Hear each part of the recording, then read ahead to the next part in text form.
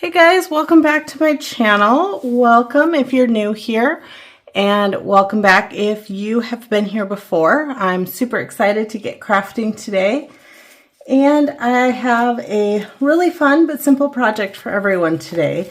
So let's take a look at what we'll be making.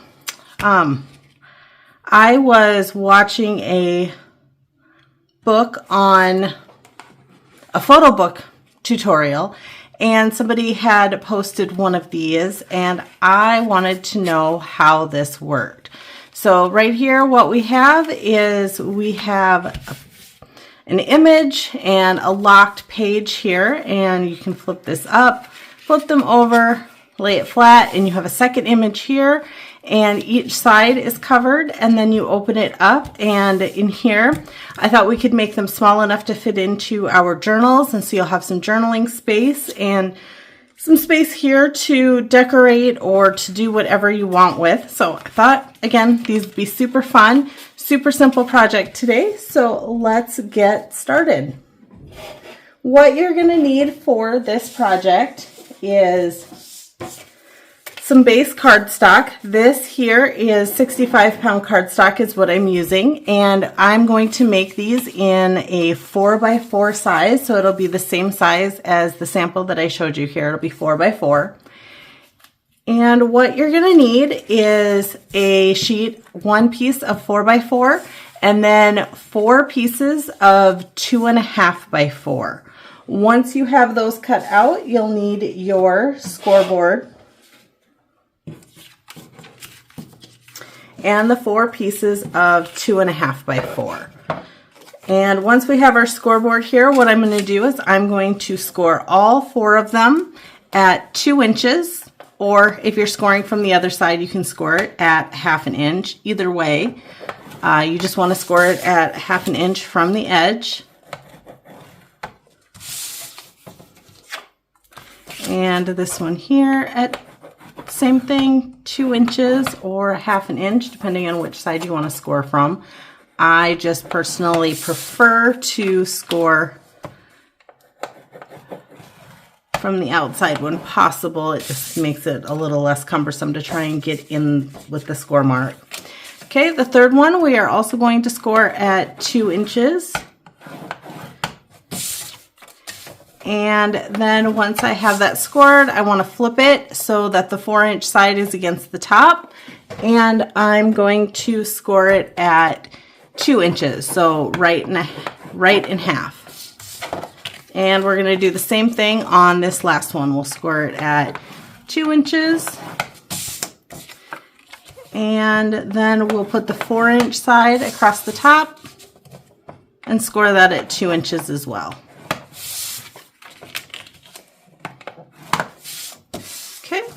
Then you can put your scoreboard away. That's all the scoring that we'll be doing today. Want to go ahead and fold and burnish those score lines, all those score lines. And I like them to fold really well, so I like to burnish them on both sides with my bone folder. If you don't have a bone folder, you could certainly do it with the handles of your scissors or anything else that you have, just to make a very, very firm crease on all of those score lines.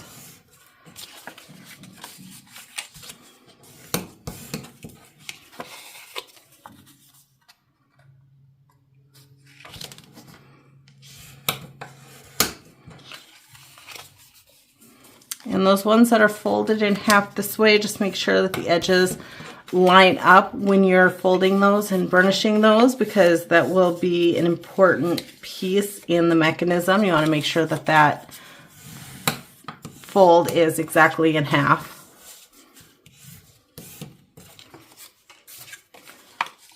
And it looks like I forgot to ink on one side of this, but that's okay. I'll go back and do it later. Not a big deal. I do find that it's easier to ink before rather than after, so if you do want to ink, it's a good time to go through and ink all of your edges now. I would ink on this crease line, maybe on this one. It depends on how you want to do that, but you'll see here, you can see in between your design. So you can see I did ink those edges in the middle, but yeah, that would be completely up to you as to whether or not you'd want to do that. On the ones that are in half as well as on the 2-inch line, what we want to do is we want to cut off just on the inside of the score line on half. So when I do this, oops, oh, it's not working down here. I don't have the right mat with me. Let's use the scissors to cut that off. So you just want to cut that score line off on half, and then go ahead and miter the other edge so that it'll fold nicely and not get caught up on each other. And then you'll do the same thing on the other one. You're just going to want to make that cut right on the inside there of the score line, follow the score line up, cut it off, and miter the remaining end.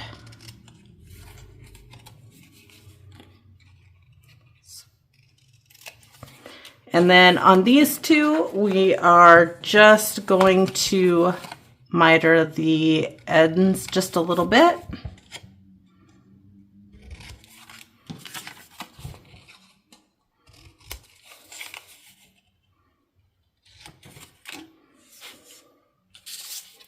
Okay, then we can go ahead, and that will be all the cutting that we'll do for the base. Again, if you're going to ink it, now's a good time to do that. I am not going to re-ink. We're just going to go with what I have here, the amount that I have inked. So what you want is your base piece that is 4x4, and then you're going to want the 2 pieces that have the full length tab, the tabs that go all the way from the top to the bottom. And what we're going to do is we're going to line them up, and we are going to glue these down. How does that work? Let me just see. On some of them that I have made, I have glued the tabs on the front because it does give you a closer bond here where these pieces will match up. But I'm actually going to glue the tabs to the back, and I'm going to leave that open space there, and that's going to be totally okay. If you want that space closed, the best thing to do, actually, you know what we'll do? We'll close that space up because it works a little bit better when we do, and I did bring my cutter down here. So we'll just take that and we'll trim off just a fraction of a piece from one of the sides of the 4x4 here. So we're going to put it just under the 4-inch mark instead of just at the 4-inch mark. So we're going to cut off less than a 1/16 of an inch. I'm going to just trim that this much because it will help when I put these pieces on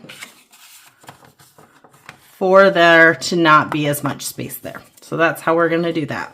So what I'm going to do is I'm going to line this up, and then I'm going to hold that down, and I'm going to bring my glue in, and I'm going to glue this tab down behind my 4x4 base piece. And then we're going to take the same thing on the other side here. I'm going to line this up, make sure it lines up top to bottom, hold that down, and apply glue.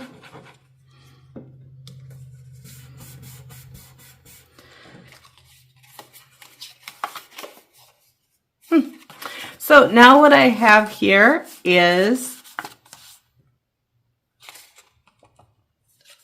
a gatefold, something similar to a gatefold. That's the word that I'm looking for. And from there, what I want to do is I want to take our other 2 pieces, and I'm going to go on the right-hand side, and I am going to glue this flap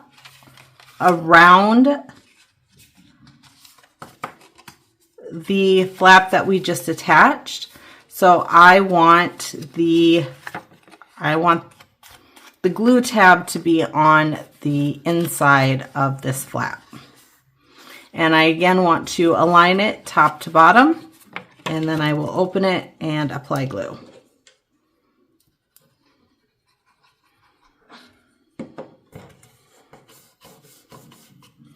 And then the other piece here, we have two of them. The other piece, we're going to do the same thing,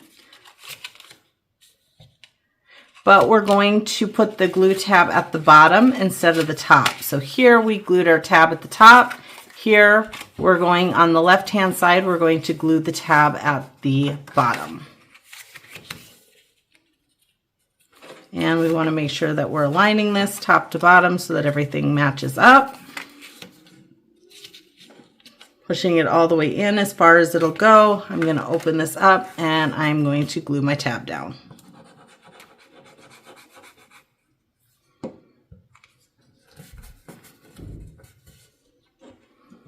Okay, and that is it for how the mechanism works.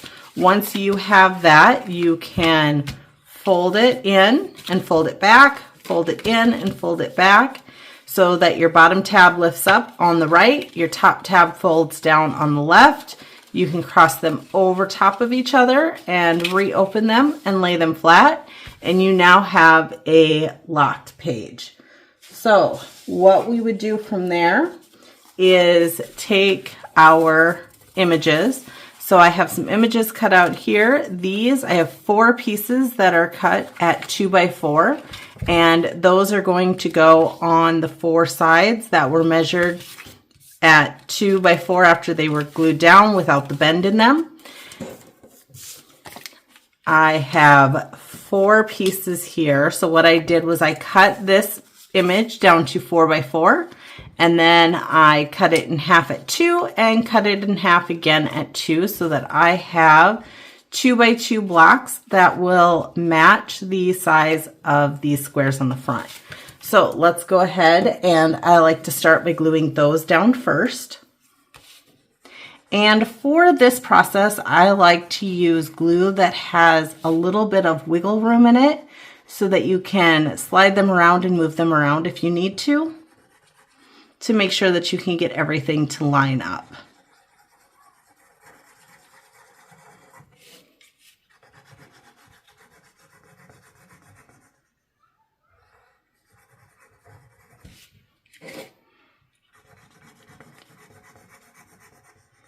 And try not to do what I just did there. I put glue right on the seam, and we will not be putting any images right on the seam because we need everything to bend, so you want to avoid getting the glue on the seam. And you want to make sure that you are aligning everything so that the picture is going to look right when you have it all laid out. And so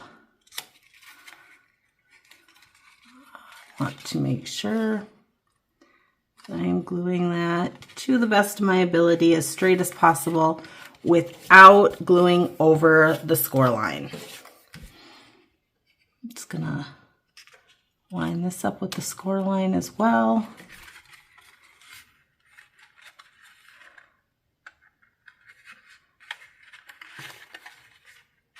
Look at the look. A little bit like that. Make sure that it folds up and that our score line is not impeded and we won't be folding on any of that.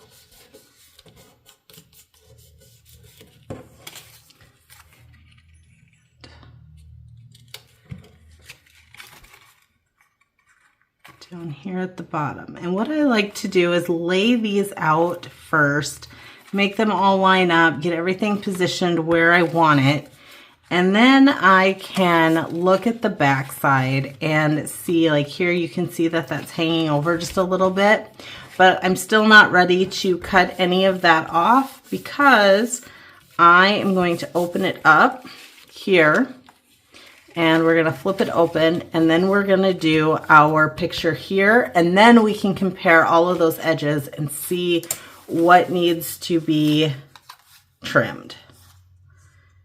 And we want to make sure that we're lining everything up the way that it should be. And I think these guys go on this side and these guys go over here.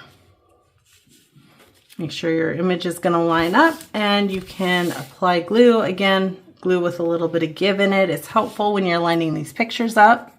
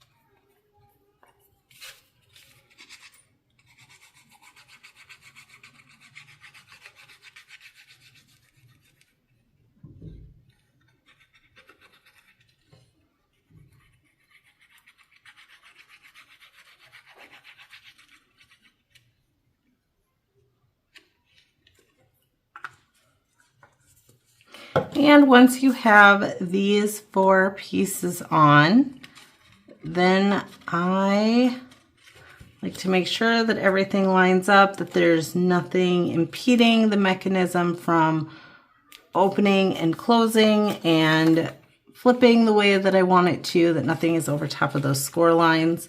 So you're just going to want to make sure, see this one is hitting a score line. So I want to make sure that it bends freely without bending my image. So I think that's good there.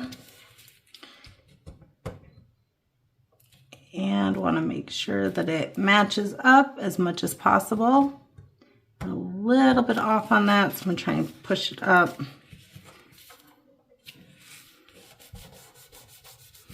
Okay, perfect.